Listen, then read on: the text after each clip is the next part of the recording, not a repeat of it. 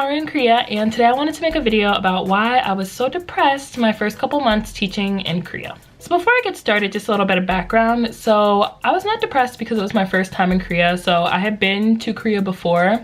I had studied abroad as a student for 4 months. So I was not depressed because of the culture shock or necessarily even because of missing like my family or anything like that.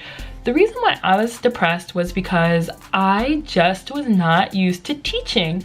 So I got to this school and I already made a video about, you know, some of the issues that I had with the school, but I got to this school and, you know, I wasn't prepared to be a teacher. I didn't have any teaching experience. It was my first time teaching.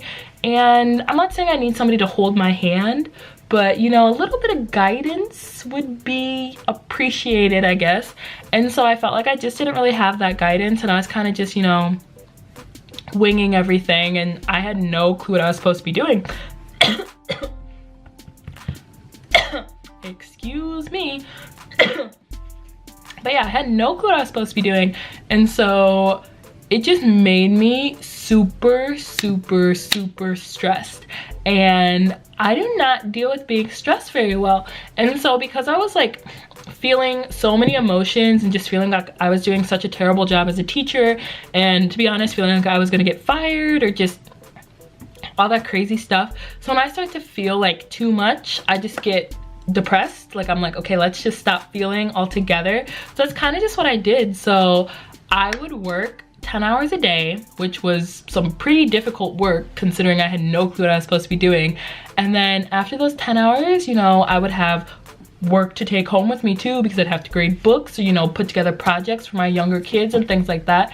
And so I would get home at like 8 o'clock at night, barely have time to eat. I would say I wouldn't eat a healthy dinner, and then, you know, I would do all these projects and grading that I had to do, and then I'd be like, oh my gosh, that was like so stressful. I'm gonna go get some candy, or I'm gonna go get some ramen. And so I just, you know, ate terribly. And before I came to Korea, I had been working out a lot. You know, I got really in shape because I wanted to look good for going back to Korea, and I had lost weight and stuff like that, and my body was fit. And so the fact that I didn't have time to eat a healthy dinner, I was just, you know, eating tons of junk food and, you know, gaining weight. I also felt way too stressed to work out again. And so it just made me super upset because I would look in the mirror and I'd be like, oh my gosh, I'm gaining weight, and this is not what I wanted. This is not how this was supposed to be. Like, I was supposed to come to Korea and just have a really great time, and I was supposed to know what I was doing and how to teach, and like, I just did not know any of that. So instead of, you know, even hanging out with the people at my job in the beginning, even though they would ask me to come out with them and hang out with them all the time, I would just isolate myself to my room because I just wanted to be alone. I did not want to be next to anybody. I barely wanted to talk to anybody from home either because I just felt like such a failure. Like, I was literally like, I want to go home. I'm done teaching here. Like, I do not want to be here. Like, I was getting so tempted to just like buy a plane ticket, hop on a plane, and just head home. And I was not gonna tell any of my family at all. Like, I was literally just gonna appear outside the door and just be like, hey, I'm home and I don't wanna hear any questions about it. Which obviously they would have asked me questions, but I was just at that point where I was so unbelievably stressed and upset, and I didn't know how to handle it.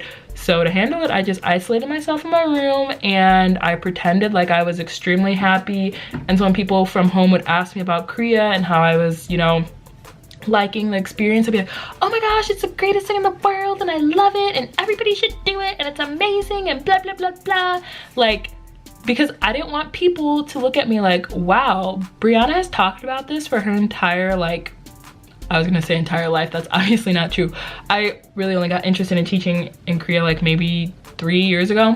But yeah, Brianna has talked about teaching in Korea for the last 3 years, and she's complaining about it and she doesn't like it and she feels like she doesn't know what she's doing and blah blah blah blah, and she should have been prepared for this and all that stuff. Like, I just did not want to hear that because I really talked up going to Korea so highly. Like, I feel like a lot of people would do, you know, moving away to a new country, people would be excited about it, and you try to get other people excited for you.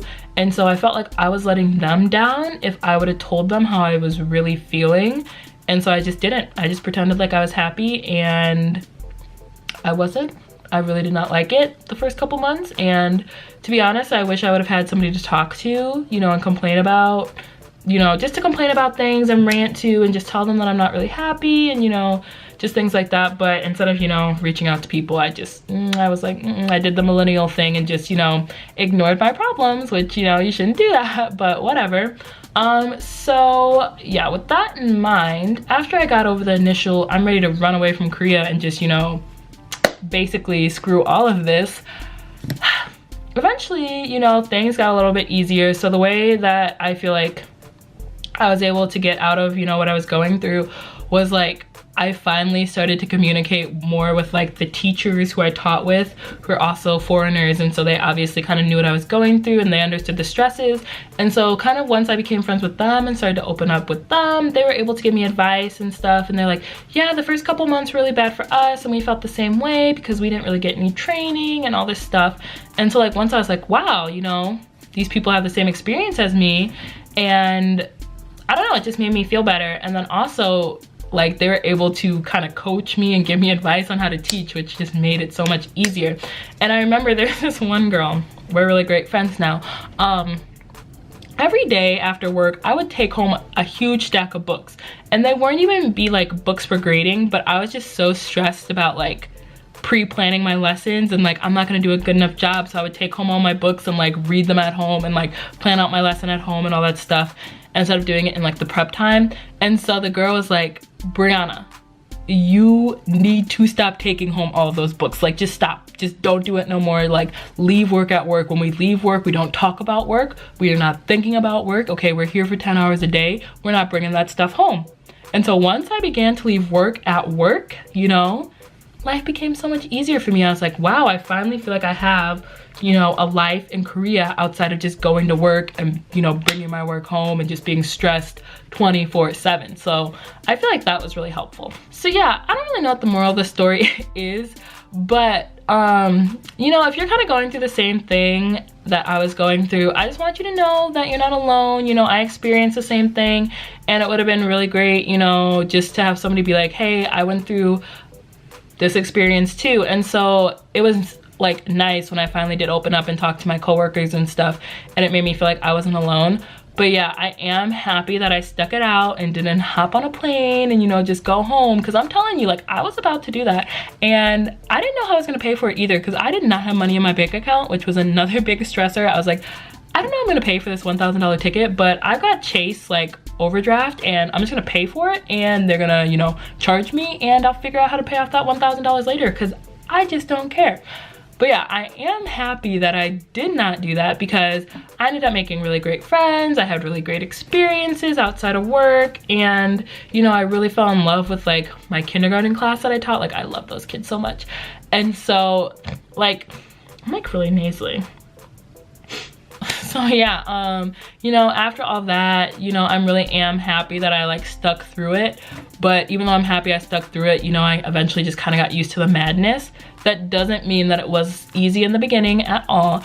So if you're kind of struggling with your first couple months in Korea, or just struggling with living in Korea, you know, for any reason at all, you know, you're welcome to drop me a comment and just, you know, let me know what you're going through. Let me know if you experience the same things. Let me know if you need someone to talk to. Like, trust me, I will answer your comments. I can maybe give you some advice. Or if you're just listening to somebody to rant to, you know, write a long rant comment. Like, I don't care, just write it. Like, I'll respond to you or listen. Like, I wish like I could have had somebody, you know, just tell me like, you're not alone in these first couple months, because it was really, really hard. And I was ready to give up. But yeah, so I just want you to know that you're not alone. And yeah, I don't want to be like typical and just be like, yeah, you're not alone, don't give up, you know, believe it, you know, some Naruto type stuff, you know. But yeah, if you need someone to talk to or anything like that, just leave me a comment down below and I will answer you. But yeah, if you like this video and like to see more videos, make sure to subscribe to my channel. Bye.